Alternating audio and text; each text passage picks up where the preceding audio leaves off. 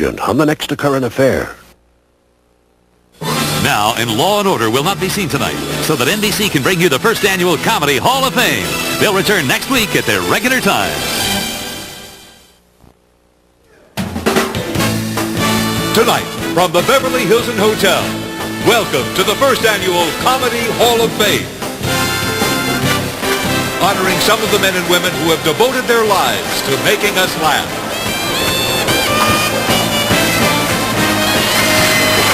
With special appearances by Jason Alexander, Tim Conway, Pam Dauber, Phil Hartman, Linda Jackson, Jack Lemmon, Richard Lewis, Miss Piggy, Paul Reiser, Burt Reynolds, Michael Richards, John Ritter, and Sharon Stone.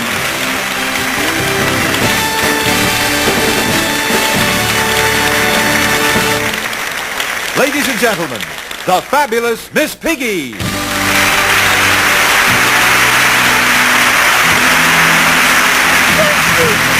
you. Good evening, ladies and gentlemen. As you can tell by my appearance here, this is the social, historic, and television event of the season. The first annual Comedy Hall of Fame. Naturally, where else would you find moi?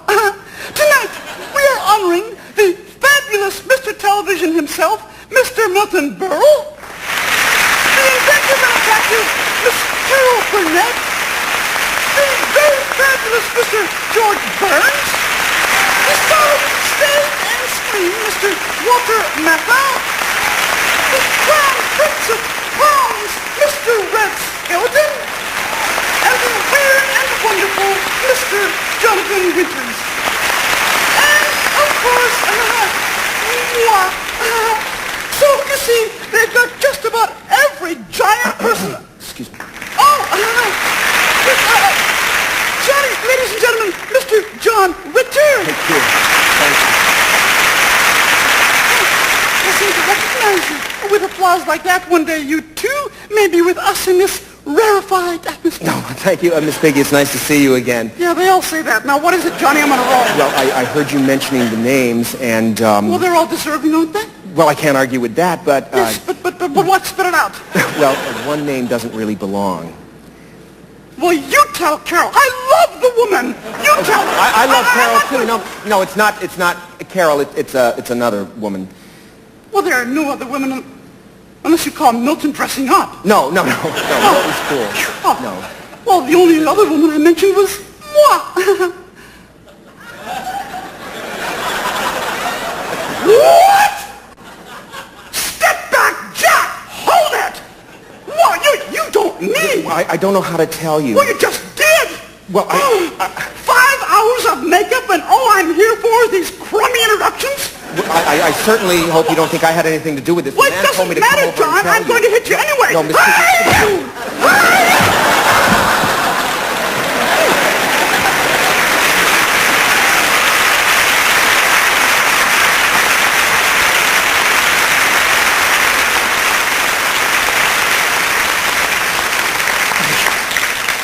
You know, pork is very hard on the system. Though, I wish Miss Piggy would have expressed her ire in a less physical manner. I do understand her irritation. Comedians have never gotten the respect they so richly deserve. And that is why the Comedy Hall of Fame, which we are instituting this evening, has been formed. It's an earnest attempt to remedy that situation. Copies of all the material, research, and pictures gathered for this program will be given to the Museum of Television and Radio in New York and the UCLA archives here in Los Angeles to form a permanent collection that can be studied by present and future generations. This will finally establish comedy as a true art form. Thank you. And now, to take a look at the career of one of our most beloved comedians, here is the star of Mad About You, Mr. Paul Reiser.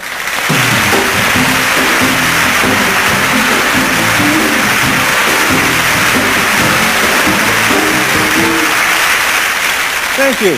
This next distinguished honoree is already booked to play at the London Palladium and in Las Vegas in 1996. Now, this would not be that remarkable, except that this man was born 50 years before there was a Las Vegas. And in fact, the last time he played the London Palladium was a while ago, actually a long while ago. He opened for Sir Francis Bacon. A long time ago. I'm speaking, of course, of the legendary Mr. George Burns.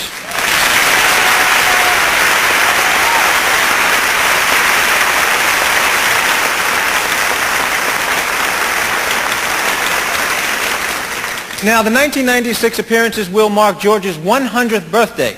He also is booked for his 200th birthday, though, unfortunately, on doctor's orders, it's going to be a short show. Just 20 minutes and he's got to get off. Because ultimately, he will have to slow down. Today, at 97, George gets up every morning, and just for that, God bless him, you know what I mean? And he gets up, he jogs to the office, and then from there he sprints to the Hillcrest Country Club, where he sits under the no smoking sign and smokes. In fact, they recently banned smoking there for everybody except for actors over the age of 97. Now, George often can't choose between his two favorite loves, fine cigars and lovely women. In fact, this morning, he took a cigar to breakfast and bit the end off of Jill St. John. So, it's hard to distinguish. He has been called many things. George Burns has been called many things by many people. Stud is his personal favorite, followed by Lover Boy, Sweet Cheeks, and for reasons no one can explain, Timmy. We don't know why. But perhaps the most appropriate way to describe George Burns is the way that he once described himself. I'm George Burns, Gracie Allen's husband. George Burns started at the tender age of 7, singing on the streets of New York with the Pee Wee Quartet. George left the quartet in 1914 for a career in vaudeville. After an endless string of less than memorable partners, his life changed in 1922 when he met Gracie Allen. Not just his professional partner, but his partner in life. George and Gracie starred in their own radio show for 17 years until they brought it to television in 1950. For the benefit of those who've never seen me before, I'm what is known in show business as a straight man. You know what a straight man is? I'll tell you. After the comedian gets through with a joke, I look at the comedian and then I look at the audience like this. That is known as a pause. If I must say so myself, I'm famous for my pauses. Why, what beautiful flowers. Aren't they lovely? And if it weren't for you, I wouldn't have them. Me? What did I have to do with this? Well, it was your idea.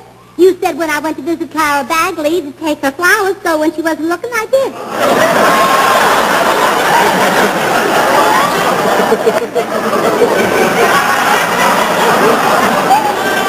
Gracie.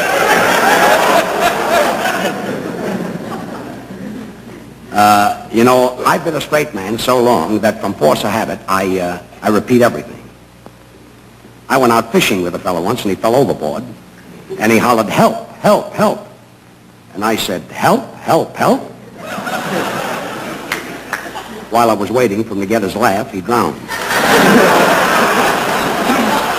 You've got a beautiful singing voice. No, they want a younger man. Oh, what do they know? Eddie Fisher, Perry Como, Tony Martin. Well, you're better than the three of them put together. And you're younger than the three of them put together. Why? I love her, that's why. Once in a while, George and Gracie would have special guest stars appear on the show. Sugar? 2 spoons, please. Oh?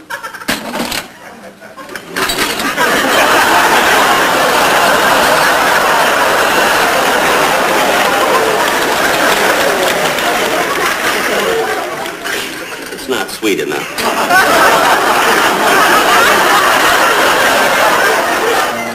After Gracie died in 1964, George continued working. He has written 7 books and just completed his 12th recording of a comedy album. In one particular variety show in which he appeared, George almost found a suitable replacement for Gracie. George, there was this lady, and she had just a little bitty 6-month-old baby with her, and she was worried because he couldn't hold on to his food. His baby couldn't hold on to his food. The baby could not, Baby no. could not. And so I told her, I said, well, give him a live lobster. Give the baby a live lobster? Well, certainly, if he can't hold on to his food, why not get food that can hold on to him?